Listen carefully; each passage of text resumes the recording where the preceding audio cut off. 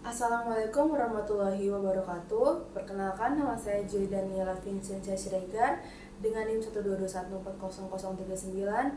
Di sini saya akan mempresentasikan tentang proposal saya UAS Metodologi Penelitian RC yang berjudul pengembangan aplikasi pelestarian bahasa daerah berbasis mobile menggunakan metode LSD.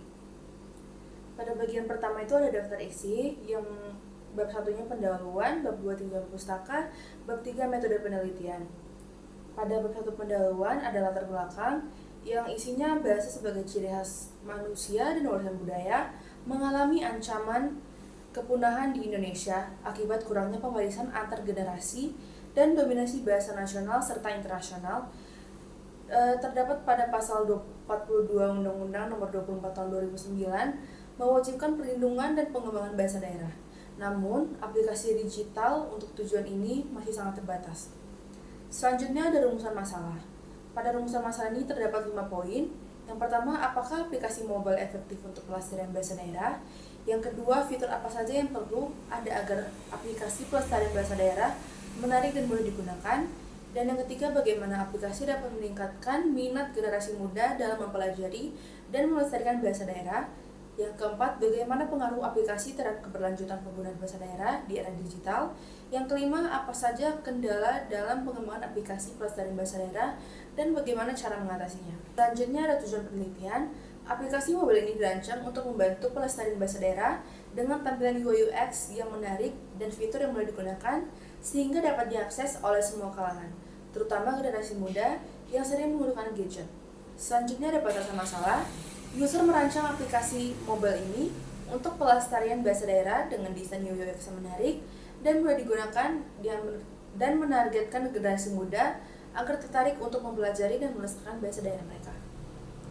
Manfaat penelitiannya ada berupa aplikasi ini memudahkan pelestarian bahasa daerah, meningkatkan kesadaran masyarakat, dan menjadi referensi dalam pengembangan teknologi edukasi. Selanjutnya pada bab 2 ada tinjauan pustaka.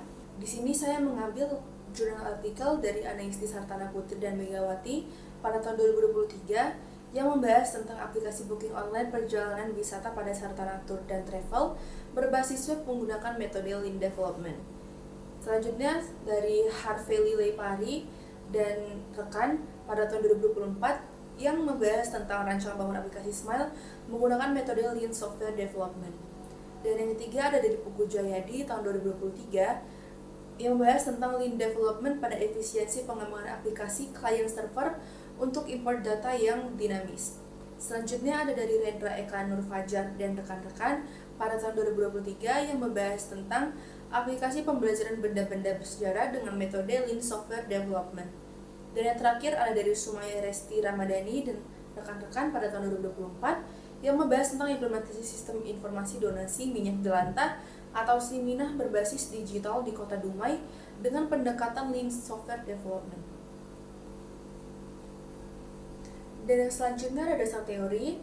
Yang pertama itu aplikasi mobile. Aplikasi mobile merupakan perangkat lunak yang dapat diakses di perangkat mobile, menawarkan berbagai fitur sesuai dengan jenis, tujuan penggunaan, dan kebutuhan pengguna. Aplikasi ini termasuk dalam kategori aplikasi yang dapat diunduh melalui platform seperti App Store dan Play Store. Selanjutnya ada kamus digital. Kamus digital ini merupakan buku elektronik yang berisi daftar kata beserta informasi, makna penggunaan, asal-usul, dan juga contoh penggunaannya dalam bahasa tertentu. Yang selanjutnya ada sistem informasi. Sistem informasi merupakan suatu sistem formal, sosio-teknikal, dan organisasional yang berfungsi untuk mengumpulkan, memproses, menyimpan, dan juga mendistribusikan informasi. Yang selanjutnya adalah Lean Software Development. Lean Software Development merupakan pendekatan software project management yang bertujuan untuk menaikkan efisiensi dan menurunkan pemborosan di proses pengembangan software.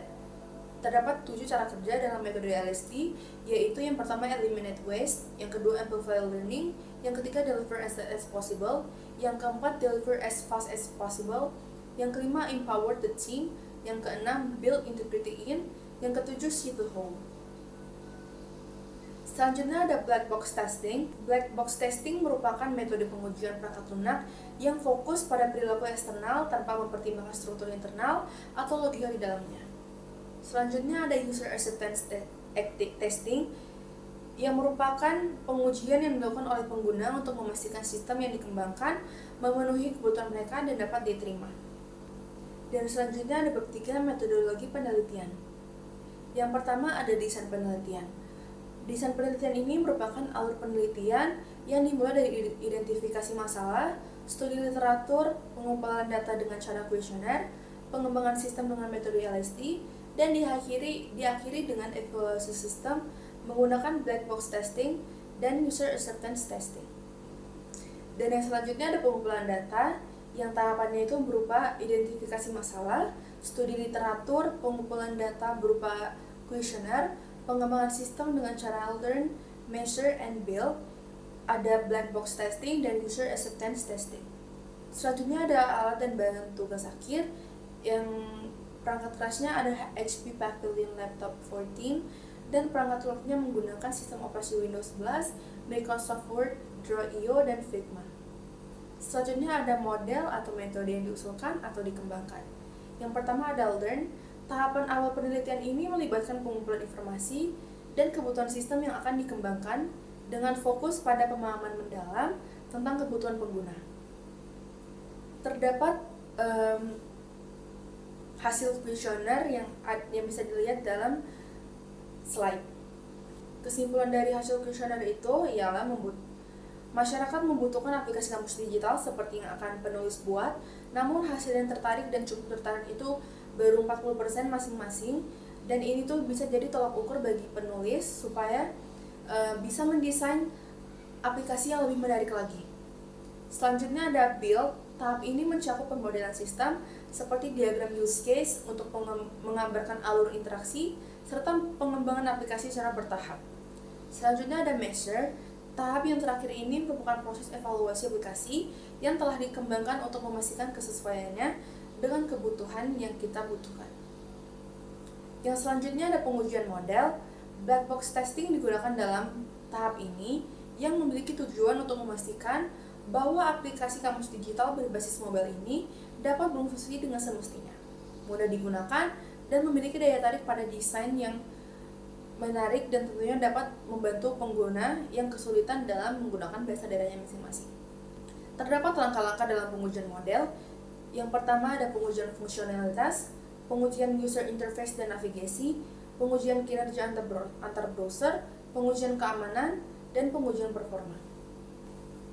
Dan yang terakhir ada evaluasi dan validasi hasil. User acceptance testing digunakan pada proses ini yang melibatkan pengguna untuk memastikan aplikasi memenuhi kebutuhan dan ekspektasi mereka. Dalam konteks aplikasi pelestarian bahasa daerah berbasis mobile, UAT dilakukan dengan melibatkan calon pengguna untuk mengevaluasi aspek fungsionalitas, antarmuka, dan pengalaman pengguna yang memiliki tujuan seperti berikut. Yang pertama, memastikan aplikasi sesuai dengan kebutuhan pengguna. Yang kedua, mengidentifikasi area yang perlu diperbaiki sebelum peluncuran. Yang ketiga, menjamin bahwa aplikasi dapat diterima oleh target audience. Demikian presentasi dari saya.